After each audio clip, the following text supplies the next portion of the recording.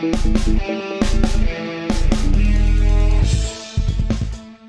afternoon and welcome to From Where We Are, stories of news and culture through the lens of USC, Southern California, and beyond. Reporting live from Los Angeles, I'm Marissa Sayed. On today's show, tensions are high across the United States following the announcement of charges in the Breonna Taylor case. A USC study released today reveals that during the pandemic, many Los Angeles families are battling food insecurity. And as we get used to the new normal in the age of COVID, how should college students move their dating? All that and more from where we are. But first, these news headlines. Today, a Kentucky grand jury brought no charges against Louisville officers for the killing of Breonna Taylor. These two officers who fired their weapons against Taylor were saying. Today, a Kentucky grand jury brought no charges against Louisville officers for the killing of Breonna Taylor, saying that the two officers who used their weapons at Taylor were justified in using force to protect themselves after they were shot at.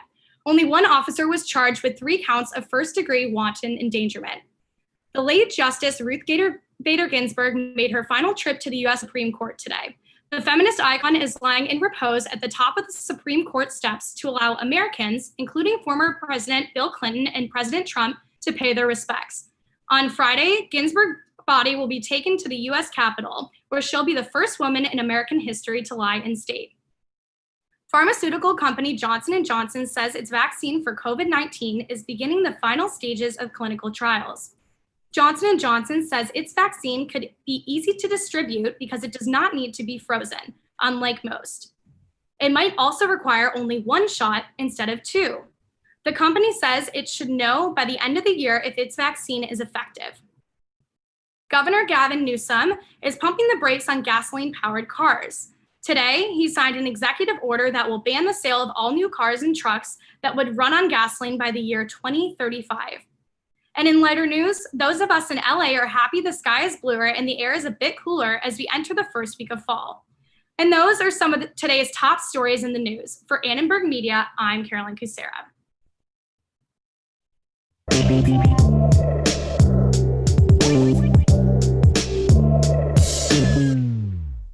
In the case of Breonna Taylor, a Kentucky grand jury brought no charges against Louisville police for her killing. The only charges were 3 counts of wanton endangerment against an officer who shot into Taylor's neighbors' homes. Savannah Welch wanted to know how people across the nation feel about today's developments. Protect Black women! Protect Black women! Following nearly 5 months of protests, the Jefferson County grand jury will only indict one of the 3 officers involved in the shooting and death of Breonna Taylor in her home. Former officer Brett Hankinson will be charged with 3 counts of wanton endangerment in the first degree. The other 2 officers, Miles Cosgrove and Jonathan Mattingly, are still officers in the Louisville police force and are not facing any criminal punishment. Hankinson was fired from the force in June. Immediately following the decision, protesters hit the streets of Louisville crying from anger and confusion at the decision. You just kick the door down and just bang, bang, bang, bang, and get away with it. The police have become gang members with badges. The nearly 120 days of civil unrest in Louisville called for an end to police brutality and systematic racism. With the newly released decision, protesters have lost hope that justice will ever be served for Taylor. He does, okay? They care. You are beautiful. We love you guys. Hundreds of protesters have rallied at Jefferson Square Park, chanting, "We didn't get it, burn it down, and protect Black women." Children have even joined the march from their doorsteps with tear-filled eyes and endless questions. Los Angeles is bracing for backlash as celebrities take to social media to support protesters nationwide. Big names like Oscar winner Viola Davis are voicing their displeasure with the grand jury in a time of increased racial tension across the nation. Davis is joined by Yara Shahidi, star of the TV show Grownish, Kentucky native George Clooney, and author Ibram X. Kendi, enraging over the decision. The Los Angeles County Sheriff's Department has been seen blocking off multiple roads in downtown LA, anticipating local demonstrations and protests. 2 USC professors were requested to give a statement regarding the decision, but declined, citing needing time to process and grieve in light of the decision. For Annenberg Media, I'm Savannah Welch. Tonight, there will be a demonstration downtown for Angelenos wanting to, quote, stand in solidarity with Louisville and the family and friends of Breonna Taylor at 7 p.m. at Father Sarah Park across from Union Station. Also, a lot of people are wondering, what is wanton endangerment? In short, it is putting someone or something in danger or exposure to peril or harm, which is what the cop did by shooting into Taylor's neighbors' homes. In this case, the charge is not for the shooting of Breonna Taylor.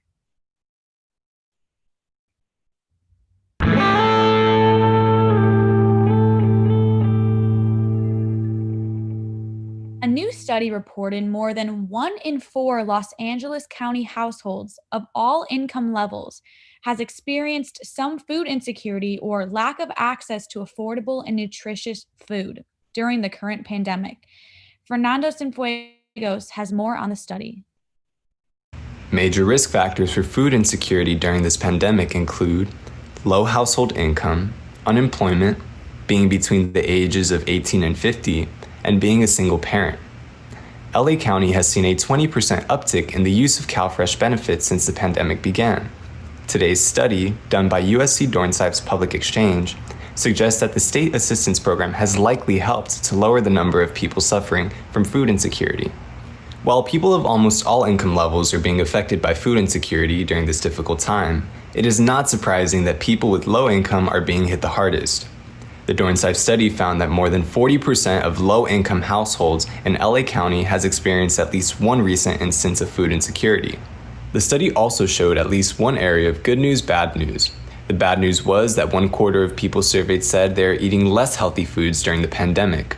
But the good news is that another 1/4 of people surveyed said they're actually eating food that is more healthy for them. For Annenberg Media, I'm Fernando Cienfuegos.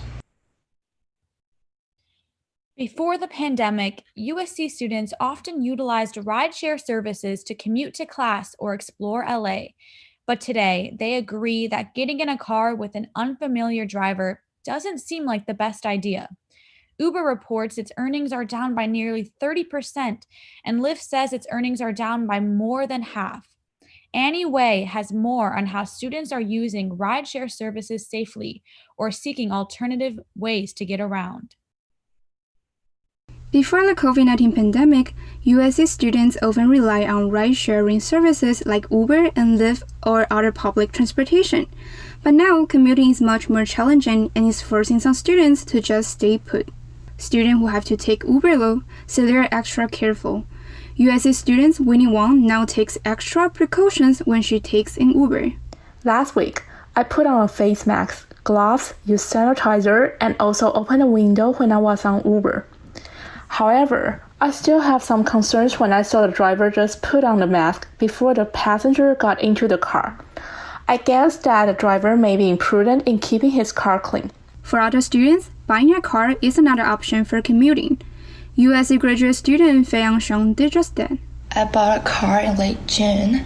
Afterward, I found myself at ease while getting around the city, and I'd never choose to take Uber anymore during the COVID-19 pandemic. USC Transportation Associate Director David Donovan says safety is extremely important when using Uber. He says students should always wear a mask and recommends rolling down the windows. He says USC will also bring back the short-term vehicle rental program, Zipcar. Students can unlock the car using their smartphone, take it for however long they have a reservation for, and then bring it back to the same location. So for students who don't have a vehicle, it gives them another option to be able to get around the city, in fact. Uber and Lyft have taken precautions to make sure their passengers are safe. They've requested drivers and passengers to complete a personal health certification on their app. And Uber has a no mask, no ride policy for both drivers and passengers. In fact, starting at the end of September, if you were ever caught without a mask and a driver reported you to Uber, you will need to take a mask selfie before requesting a car. For Annenberg Media, I'm Annie Way.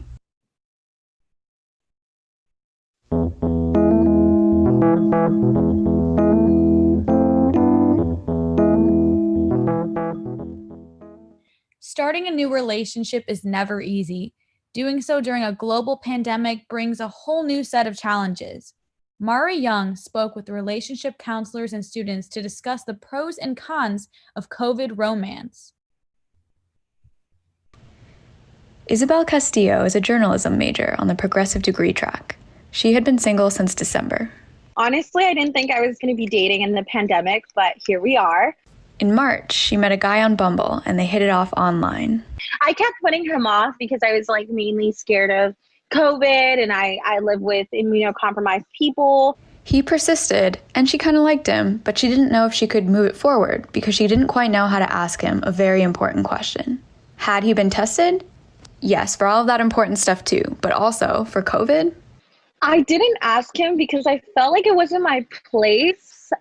Because it was I was a stranger, we had never met. It was really a weird conversation to navigate. Isabel is not alone. Having these tough conversations is new for all of us. Most people haven't developed that skill set. Brenda is a relationship therapist and the director of sexual violence prevention services at the USC Student Health Center. Having a conversation with someone, talking about consenting for anything, even around COVID, it's not a natural conversation that people have.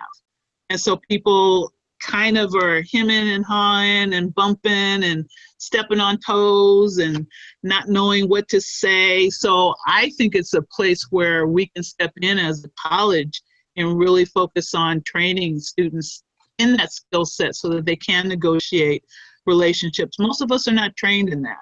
Ingram noticed that students were struggling with COVID communication, so she decided to integrate it into her workshops on affirmative consent.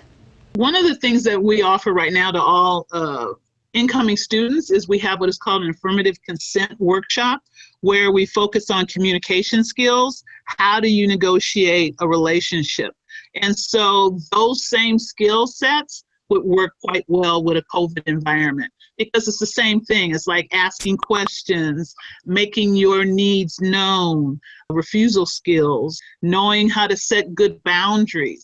So all of those sort of things you need to negotiate relationships, and that's not something that you're taught in school.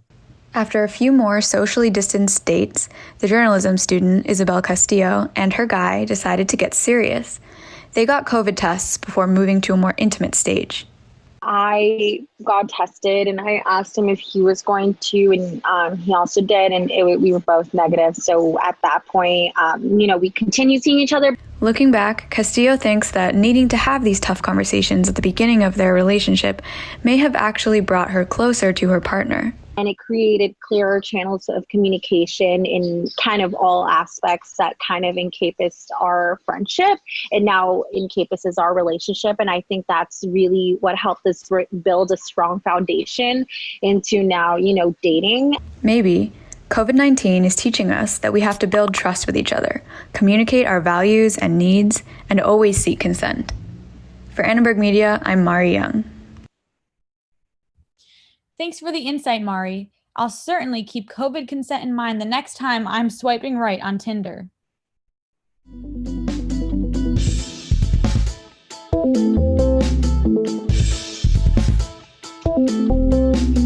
That's all for From Where We Are. Today's show was produced by Caroline Custera, and a huge thanks for reporters Bam Allen, Olivia Hernandez, Alexis Timko, Savannah Welch, Mari Young, and Fernando Domingos. From all of us at Annenberg Media, I'm Marissa Sayed, and we'll see, or rather, hear from you next week.